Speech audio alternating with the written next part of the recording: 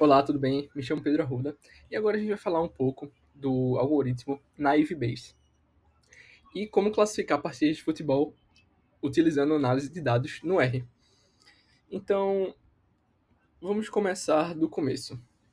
Bom, o que é o Naive Bayes e como é que a gente vai poder usar, né, no meu caso, para prever e classificar partidas de futebol baseado em estatísticas de um dataset específico? Bom, vamos para a ideia central do Naive Bayes. Bom, o Naive Bayes ele é um algoritmo de classificação probabilística. Então, ele vai utilizar do teorema de Bayes para poder calcular a probabilidade de uma classe acontecer dado um conjunto de características observadas. Trazendo um pouco para o nosso caso, para o exemplo ficar um pouco mais visual na cabeça de todo mundo, então, qual vai ser a probabilidade do time da casa, o time mandante que está jogando em casa, vencer, considerando estatísticas como número de chutes, ataques, escanteios e defesas? Então, né, na equação do teorema de Bayes, ele vai dizer basicamente que a probabilidade de algo acontecer, dado certas evidências, depende de quanto essas evidências vão ser comuns dentro dessa situação. Ou seja, dado que a nova classificação, o time da casa chutou 10 vezes. O quão provável é ele ter chutado 10 vezes e ter tido 2 escanteios e ter tido 3 ataques e 4 defesas? Qual é a probabilidade de, com esses conjuntos todos, ele ter uma vitória? Então, a partir desses dados estatísticos, a gente vai conseguir fazer uma classificação de um resultado final no nosso dataset de futebol. Por que o nome naive, ou seja, ingênuo, seria em inglês, né? Ele é ingênuo porque ele vai assumir que todas essas variáveis vão ser independentes entre si, o que quase nunca é 100% verdade, vamos ser sinceros. Mas, porque, por exemplo, a quantidade de escanteios depende diretamente da quantidade de ataques que um time deu. Mas, mesmo assim, essa ingenuidade vai fazer o modelo ser muito rápido, simples e bastante eficiente. Então, por que a gente vai usar o Naive Bayes? Bom, primeiro porque ele vai ser simples e rápido. Ele vai conseguir fazer um treinamento em segundos, mesmo com um volume muito grande de dados, como é o nosso caso. E ele vai ser ideal para também o que engloba o nosso projeto, que é projeto acadêmico e de análise inicial. Ou seja, não é nada muito profundo no ramo de inteligência artificial. Ele também é interpretável, ou seja, ele vai trabalhar com probabilidades, o que vai ser perfeito para o contexto como futebol, onde a gente não vai ter 100% de certeza em nada. Ele também funciona bem com poucos dados e ele vai ser pouco sensível a ruído, o que vai ajudar muito em bases esportivas reais. E por último, ele vai ser ótimo como modelo base, como eu tinha dito antes, para a gente que quer trabalhar um pouco mais no introdutório dos algoritmos de inteligência artificial aplicados ao R, ele vai ser perfeito para a gente bater o olho e entender o que é. Então, meu objetivo aqui é que todo mundo saia sabendo mais ou menos como funciona o Naive Bayes e como aplicar ele no R. Quais seriam as desvantagens dele? É que ele vai realmente supor as independências entre variáveis. Então, como eu disse, a quantidade de escanteios vai depender da quantidade de ataques. Então, isso ele não vai levar 100% em conta, que vai poder reduzir um pouco da precisão. Ele é pouco sensível a relações complexas. Então, ele não vai aprender essas interações sutis entre as variáveis.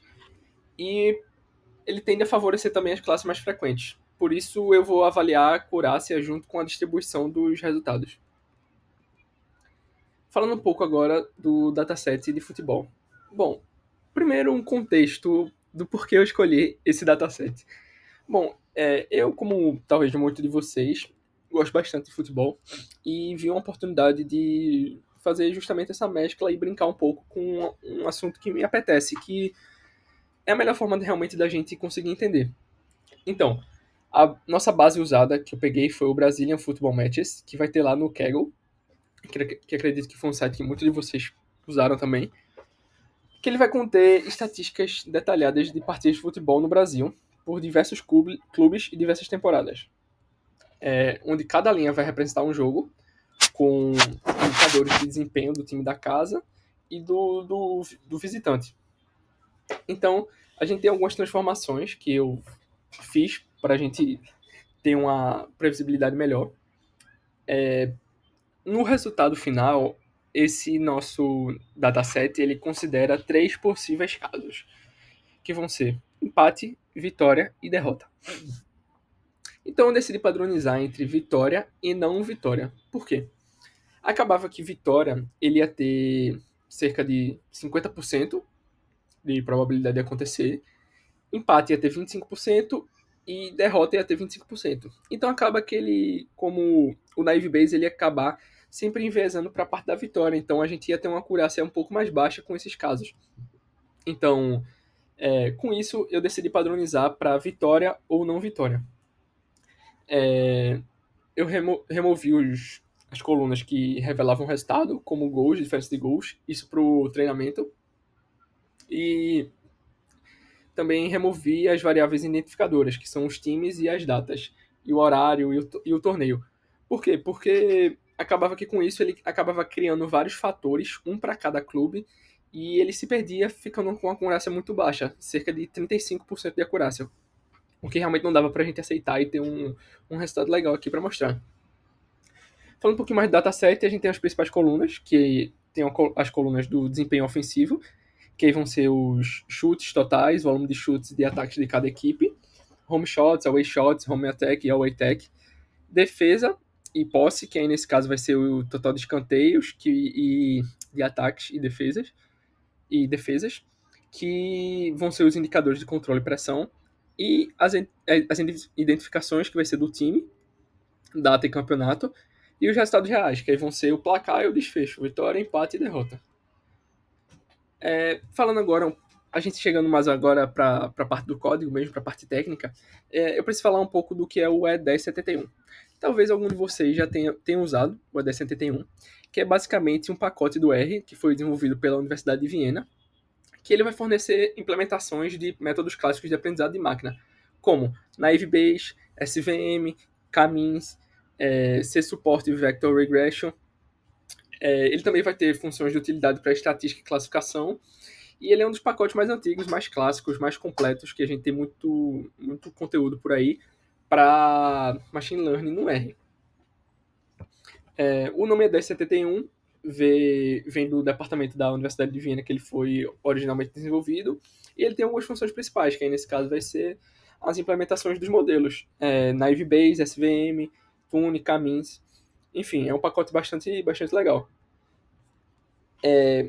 O nosso objetivo técnico aqui nesse projeto foi transformar o problema em binário, então vence ou não vence, eu já tinha falado um pouco sobre isso.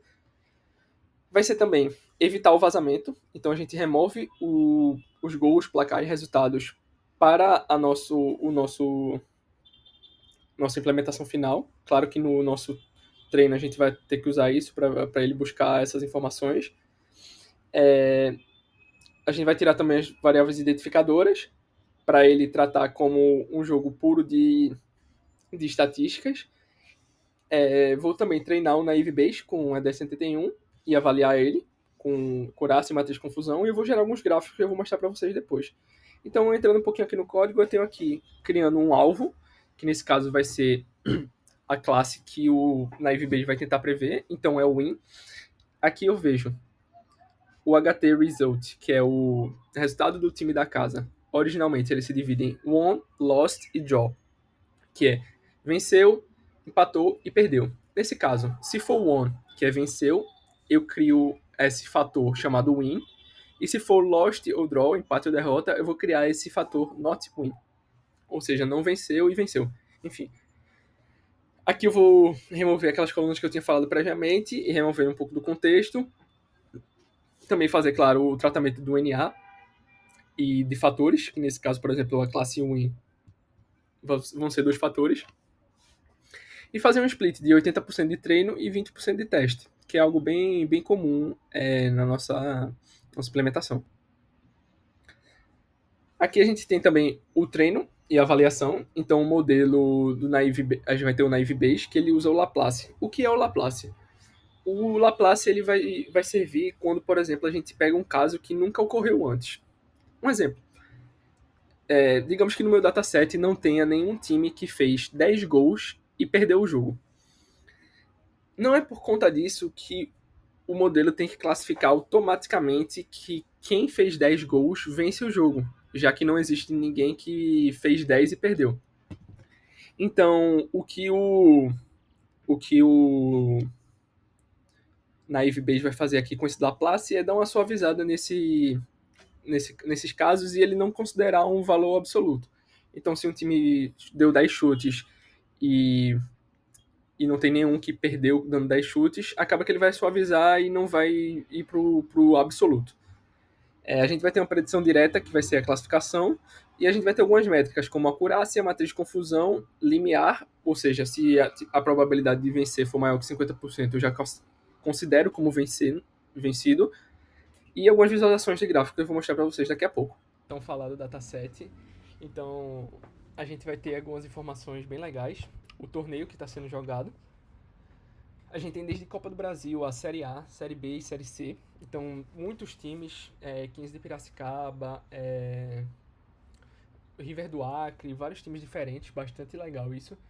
Então, a gente tem aqui a presença das colunas que eu tinha falado previamente, os gols feitos, os times que estão jogando, a quantidade de escanteios, a quantidade de ataques, a quantidade de chutes. Então, é muito, muito legal a gente ver isso. Então, a gente tem também o resultado de quem ganhou, claro, e quem perdeu. A gente vê aqui as colunas, as classes que depois eu padronizei para venceu ou não venceu, como draw, lost e won, que é venceu, perdeu, empatou.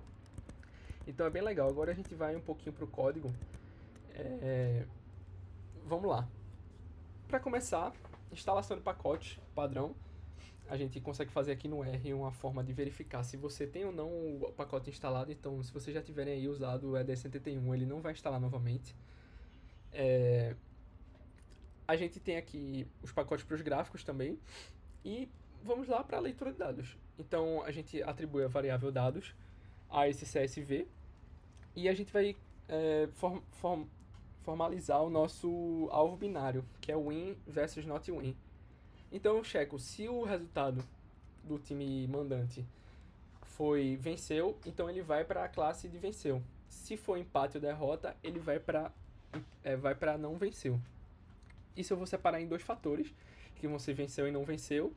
E o nosso alvo vai ser justamente essa coluna que eu estou atribuindo essas duas classes, esses dois fatores. Então, eu também vou ter que fazer um tratamento antes de treinar o modelo, claro, que eu vou remover algumas colunas que eu tinha falado para vocês antes. As colunas de vazamento, que são as colunas que dão o resultado final. E as colunas também que estão poluindo um pouco os dados, que são as de time e de torneio. Por quê? Porque acaba que ele gerava vários fatores para cada time, e eu falei um pouquinho disso antes, mas a acurácia caía pela metade, basicamente.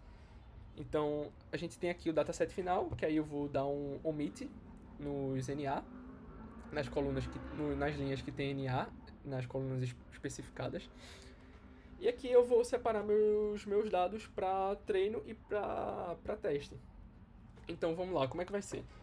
80% é treino, é isso que o Naive Bayes vai usar, 80% no meu dataset, e 20% vai ser de teste.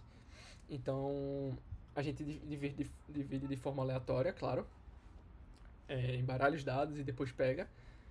E aqui eu passo a fórmula, que vai ser aquilo que o Naive Bayes vai ler no ED71, que vai ser o alvo, a nossa coluna alvo, que é o win, que é venceu ou não venceu.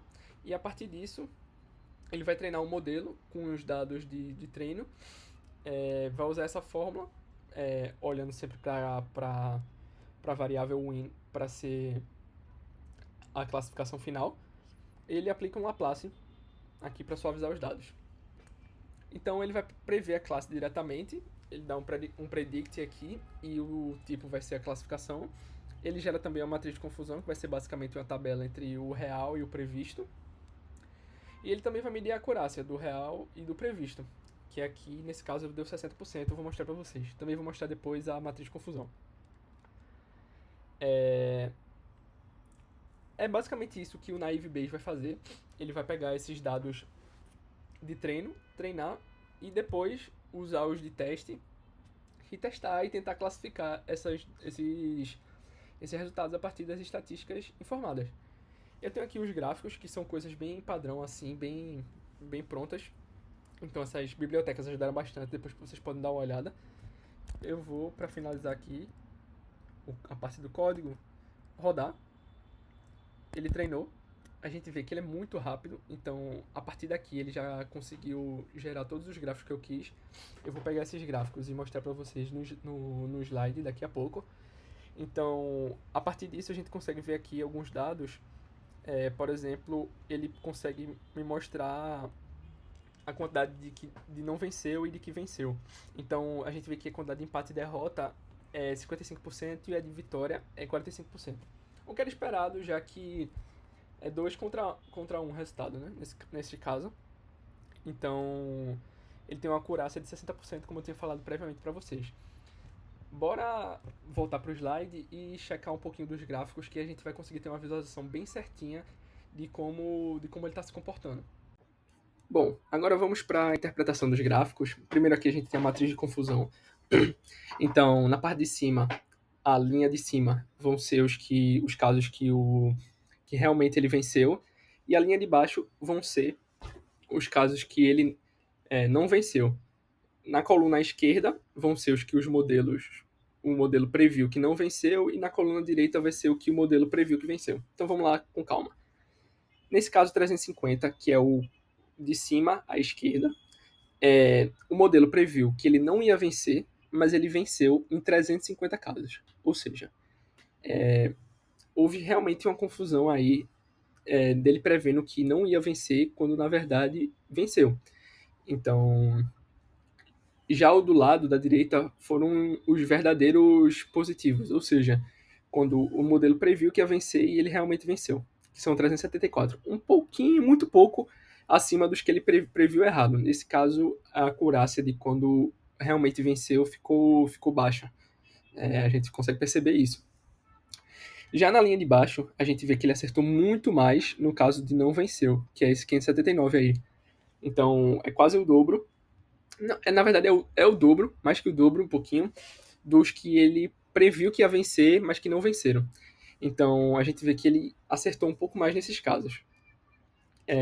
Essa matriz de confusão aqui ficou realmente para a gente conseguir visualizar de uma forma legal a frequência de acertos e a frequência de erros do nosso modelo, que, como a gente sabe, ele não vai ser 100% exato, ele trabalha com probabilidades. Falando agora um pouco dos resultados e gráficos. Bom, aqui a gente vai ver como é difícil prever uma partida de futebol. Por quê? O primeiro, a gente tem uma distribuição de chutes do mandante. À esquerda são a quantidade de chutes que deu o que não venceu, e da direita a quantidade de chutes do que venceu. A gente vê que eles têm quase que o mesmo formato, meio que um peão invertido assim. Então a gente vê que ali, muitos casos, ele teve um pouquinho mais que 10 chutes. Quando dá um pouquinho mais de 10 chutes, a gente vê que geralmente o time que deu um pouquinho mais de 10 chutes está vencendo.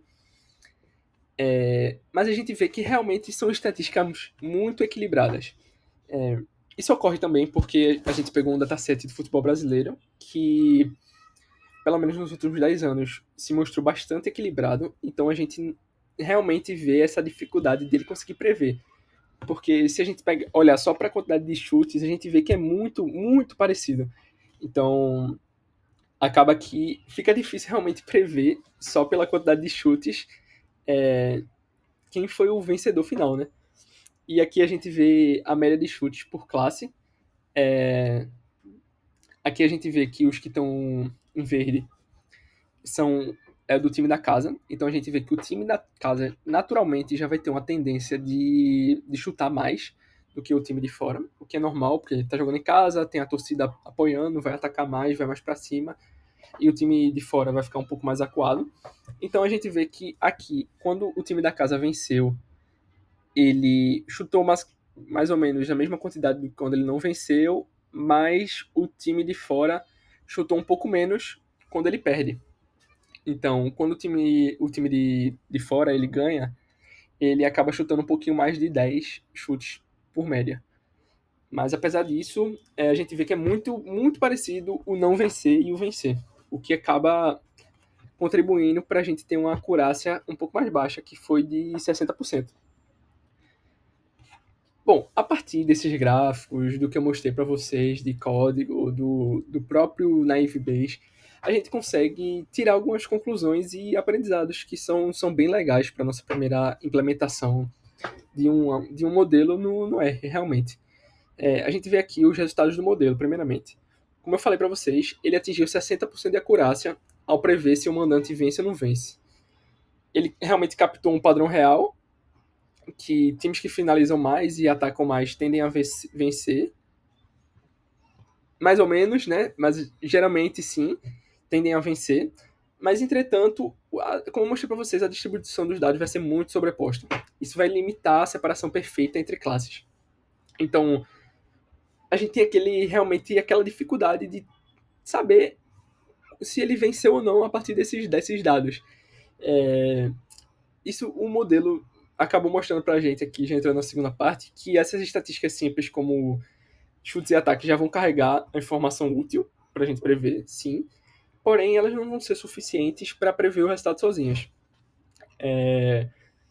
Ou seja, a gente poderia ter o quê? Realmente outras colunas, como posse de bola, como quantidade de laterais, quantidade de faltas marcadas, enfim, muitas outras colunas que a gente conseguiria talvez achar em um dataset mais completo de um futebol europeu, por exemplo, mas que para o nosso contexto aqui eu preferi trazer realmente o futebol brasileiro, que a gente consegue ter uma conexão maior, sabe? E isso realmente acaba que o modelo provou tudo aquilo que a gente já sabe sobre o futebol, né? Quem gosta, quem sabe minimamente, um esporte de alta variabilidade, onde azar e eficiência vão contar tanto quanto números. Então, não são os números que vão definir o futebol. A gente tem outros esportes coletivos, como por exemplo basquete. Se a gente for fazer uma análise de basquete, a gente com certeza ia ter uma acurácia melhor, porque geralmente o time que ataca mais vai fazer mais pontos. No futebol, o goleiro pode estar num dia inspirado, o atacante do outro time pode estar num dia ruim, então a gente não consegue dizer somente pelos números crus o que foi o jogo, realmente olhando ele, que a gente consegue ter uma visão melhor. Algumas lições técnicas que eu obtive fazendo esse modelo foi a prevenção de vazamento, para a gente excluir, claro, as colunas como gols e resultado, que foi essencial para manter a validade do modelo. A transformação do alvo em binário, em vencer e não vencer. Antes, quando a gente estava tratando com 3 variáveis, que era empatar, vencer ou perder, realmente não estava dando bom, estava a metade da acurácia que a gente tem hoje. Fazer uma análise exploratória com gráficos, muito legal também fazer, mostrar para vocês visualmente como é que funcionou. E também a abordagem probabilística vai mostrar que prever futebol é lidar com incerteza, não com certeza. Então, quais seriam os possíveis primeiros passos? Então, se você perguntar, Pedro, o que é que você faria para expandir esse projeto de análise de futebol? Eu iria incluir essas novas variáveis que eu falei, posse de bola, passe certo, finalização certas, ranking do time, talvez testar em algum modelo um pouco mais robusto, como o Random Forest, Rio de Generais, o Naive Base é muito bom para a gente implementar aqui, mas ele não vai ser sempre o mais completo sempre. Então, eu posso também criar uma visualização interativa, algum aplicativo, ficaria bastante legal. Bom, agora concluindo, eu vou propor dois exercícios simples para vocês conseguirem também praticarem o Naive Base, que vai ser bem legal. Primeiro objetivo, a gente aplica filtros no dataset para observar o comportamento de um time ao longo dos jogos. Então, por exemplo, nesse dataset a gente vai ter dos 3 times de Pernambuco, né? Os 3 principais: Santa Cruz, Náutico e Sport. Eu até coloquei como eles estão escritos especificamente nos datasets, que é Sport Recife, Náutico Capibaribe e Santa Cruz FC. Então, basicamente, o que eu quero pedir para vocês é para experimentar e tal, filtrem os dados somente para quando algum desses três times esteja jogando. Então, quando eles vão estar na coluna home ou na coluna away, que é jogando dentro de casa ou fora. Então, isso fica bem legal aí pra gente testar o Naive Base só com um time específico. E o exercício 2 vai ser para testar o comportamento do modelo Naive Base em um subconjunto de dados. Então, a gente pode reaplicar o Naive Base apenas nos jogos que o número total de chutes, ou seja, dos chutes do time de fora e os chutes do time de casa somados, for maior que 20. Aí a gente pode fazer isso para comparar a acurácia, checar a matriz de confusão, ver se foi um pouco diferente isso realmente. Eu acho que seria bem legal aí para a gente ir praticando o Naive Base e essas diversas implementações que o R nos proporciona. Essas aqui foram algumas referências, se vocês quiserem dar uma olhada para entrar no site, para checar um pouco. E é isso. Obrigado pela atenção aí, foi muito legal implementar esse modelo. Acredito que vocês também tenham tido uma boa experiência com isso. E é isso. Tchau, tchau.